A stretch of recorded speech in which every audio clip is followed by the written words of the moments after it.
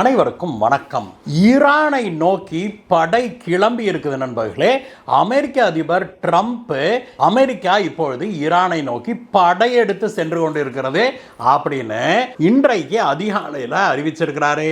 America ஈரானை நோக்கி எதையெல்லாம் அனுப்பி இருக்குது, விமானம் தாங்கி கப்பலை அனுப்பிடுச்சு அப்படின்னு நமக்கு ஏற்கனவே தெரியும். வேற என்னென்ன ஏற்பாடுகளை அமெரிக்கா செய்திருக்குது, அமெரிக்காவுக்கும் ஈரானுக்கும் போர் மூள போகுதா, இப்படி அமெரிக்க அதிபர் சொன்னதுக்கு ஈரான் கடுமையான எச்சரிக்கை ஒன்று விடுத்திருக்குது. அது என்ன, இந்த இரண்டு நாடுகளுக்கும் விரைவில் போர் மூள போகுதா, இதை பற்றி தான் இன்னைக்கு பார்க்க போறோம் நண்பர்களே. வாங்க.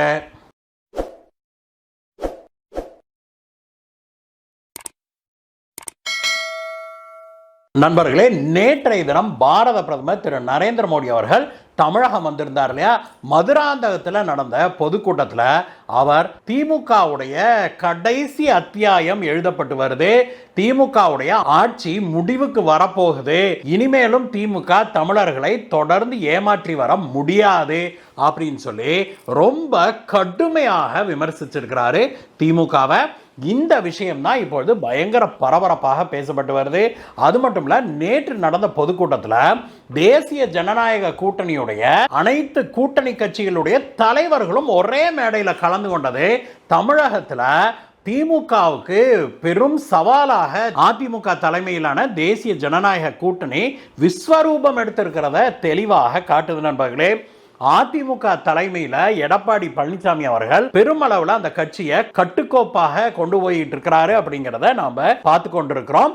நேற்றைய தினம் அவர் இன்னும் ஒரு படி மேலே போய் அமமுக கட்சியை இந்த கூட்டணியில வரவேற்று நேரடியாகவே மேடையில் டிடிவி தினகரனை சந்திச்சு அவர்கள் பரஸ்பரம் வாழ்த்துக்களை பரிமாறிக்கொண்டதும், அதற்கு பிறகு பிரஸ் மீட்ல ரெண்டு பேரும் சைட் பை சைடு உட்கார்ந்து பேசினதும் அதிமுக பெருமளவில் மீண்டும் ஒன்றிணைஞ்சிருச்சு அப்படிங்கிற நம்பிக்கையை மக்களிடையே விதைச்சிருக்குது அப்படின்னே சொல்லணும். நேற்று நடந்த கூட்டத்தில் எடப்பாடி பழனிசாமி அவர்களும் திமுகவை கடுமையாக சாடி இருக்கிறாரு. திமுக ஆட்சியுடைய அவலங்களை அவர் எடுத்து சொன்னாரு அப்படிங்கிறத பார்க்கிறோம். அதே மேடையில் பேசிய டிடிவி தினகரன் ஆகட்டும், அதே மாதிரி பாட்டாளி மக்கள் கட்சியுடைய தலைவரான திரு அன்புமணி ராமதாஸ் அவர்கள் பேசிய போதும் கூட பயங்கரமான கரவொலி எழும்பியதை பார்த்தோம். நேற்று அங்க ஒரு லைவ்லியான ஒரு கூட்டம், ஒரு மிகப்பெரிய கூட்டம் அங்க கூடியிருந்த பார்க்கும்போது திமுகவுக்கு அடி வயிற்றுல கொஞ்சம் புளிய கரைச்சிருக்கும் அப்படிங்கிறதான் உண்மை நண்பர்களே. இதற்கெல்லாம் முத்தாய்ப்பாக பாரத பிரதமர் திரு நரேந்திர மோடி அவர்கள் வெளுத்து வாங்கிட்டாரு திமுக ஆட்சியை அப்படிங்கிறத பார்க்கிறோம். தமிழகம் ஒரு மாற்றத்துக்கு தயாராகி விட்டது அப்படின்னு தான் தமிழக மக்கள் இப்பொழுது பேச ஆரம்பிச்சிருக்கிறாங்க. அடுத்து ஒரு சில மாதங்கள்லேயே இதற்கான விடை தெரிந்துவிடும் நண்பர்களே. சரி நண்பர்களே, லோக்கல் நியூஸை விட்டுட்டு அடுத்தது நம்மளோட சர்வதேச செய்திகளுக்கு போவோம். அமெரிக்க அதிபர் ட்ரம்ப் நேற்று டாவோஸ்ல இருந்து திரும்பி அமெரிக்கா வந்து சேர்ந்தார் நண்பர்களே. சேர்ந்த உடனே அவர் பத்திரிகையாளர்களிடம் சொன்ன விஷயம் என்ன அப்படின்னா, ஈரானை நோக்கி அமெரிக்காவுடைய அர்மாடா படையெடுத்திருக்குது அப்படின்னு சொல்லி சொன்னார். அதாவது அமெரிக்காவுடைய படைகள் படையெடுத்து சென்றிருக்கிறாங்க ஈரானை நோக்கி அப்படிங்கிறதா அதனுடைய அர்த்தம். அவர் நேற்று முன்தினமும் அதுக்கு முதல் தினமும் பேசினப்ப கூட என்ன சொன்னார்னா, ஈரான் கிட்ட நாங்க பேசிட்டோம், அவ்வளோலாம் பெரிய உயிரிழப்பெல்லாம் இல்லை, அதெல்லாம் நிறுத்திட்டாங்க, கடுமையாக அவங்க கிட்ட சொல்லியிருக்கணும், இனிமேல் வந்து இந்த போராட்டக்காரர்களை சுட்டுக் கொள்வதெல்லாம் நடக்கக்கூடாது அப்படின்னு நாங்கள் சொல்லியிருக்கிறோம். அதே மாதிரி அரெஸ்ட் பண்ணவங்களையும் நீங்க வந்து தூக்கில் போடக்கூடாதுன்னா நாங்கள் சொல்லியிருக்கிறோம். அவங்களும் சரின்னு கேட்டுக்கிட்டாங்க. அதனால நாங்க எடுக்கவிருந்த நடவடிக்கைகளை நாங்க ஸ்லோ டவுன் பண்ணியிருக்கிறோம், இருந்தாலும் கண்காணிச்சு கொண்டிருக்கிறோம் அப்படின்னு சொன்னாரு. ஆனா தாவோஸ்ல இருந்து வந்த மனுஷன் அப்படியே பல்ட்டி அடிச்சு அமெரிக்காவுடைய படை முழு பலத்துடன் ஈரானை நோக்கி போய்கொண்டிருக்குது அப்படின்னு சொன்னாரு. இவருடைய கூற்றுக்கு பின்னால் இருக்கிற ஃபேக்ட் எல்லாம் என்ன, உண்மைகள் என்ன அப்படிங்கிறத பார்க்கலாம் நண்பர்களே. ஒரு வாரத்துக்கு முன்பே அமெரிக்காவுடைய மிகப்பெரிய விமானம் தாங்கி கப்பலான USS அப்ரஹாம் லிங்கன் வந்து ஈரானை நோக்கி செலுத்தப்பட்டிருந்தது நமக்கு தெரியும். சீனாவுக்கு அருகாமையில் தென்சீன கடல்ல நிறுத்தி வைக்கப்பட்டிருந்த இந்த USS அப்ரஹாம் லிங்கன் அங்க இருந்து கிளம்பி ஈரானை நோக்கி வந்தது. இப்பொழுது இந்துமா கடலை அடைந்து ஈரானை நோக்கி பயணிச்சுக்கிட்டு இருக்குது அப்படிங்கிற பார்க்கிறோம். பொதுவாக ஒரு விமானம் தாங்கி கப்பல் போகுது அப்படின்னா அந்த கப்பல் தனியாக போகாது நண்பர்களே. அது தன்னுடைய சப்போர்ட் ஷிப்ஸ் அப்படின்னு சொல்லுவாங்க, அந்த சப்போர்ட் ஷிப்ஸோட தான் போகும். ஒரு விமானம் தாங்கி கப்பலை சுற்றி அதை விட சிறிய லெவல்ல இருக்கிற மேலும் சில கைடட் மிசைல் டிஸ்ட்ராயர் ஷிப்ஸ், இந்த மாதிரியான கப்பல்கள் குறைந்தபட்சம் ஒரு 5-6 கப்பல்களோட சேர்ந்து ஒரு குரூப்பா தான் இந்த விமானம் தாங்கி கப்பல் போகும்.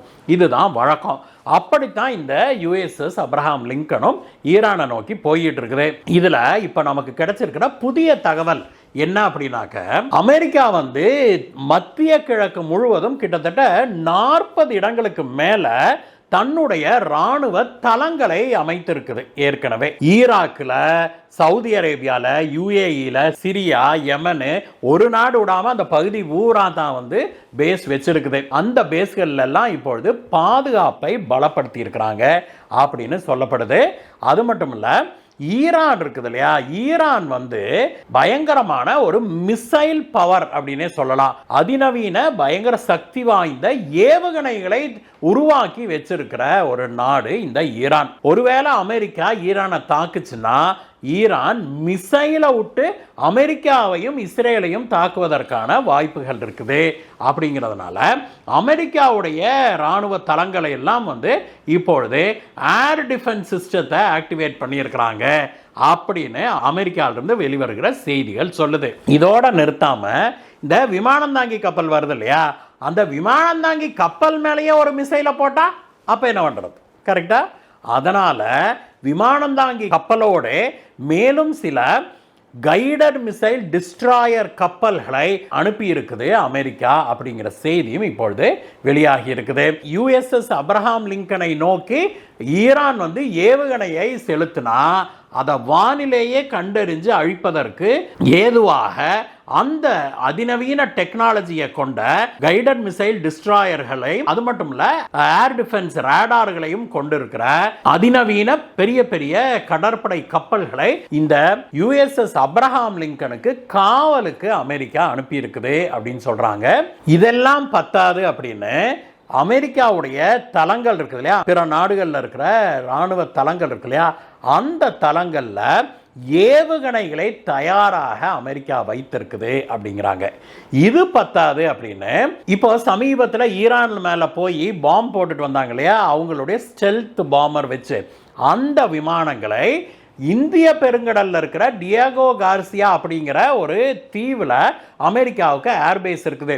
அங்க இந்த விமானங்களை இப்பொழுது தயார் நிலையில நிறுத்தி வச்சிருக்குது அமெரிக்கா அப்படிங்கிற விஷயமும் வெளியாகி இருக்குது.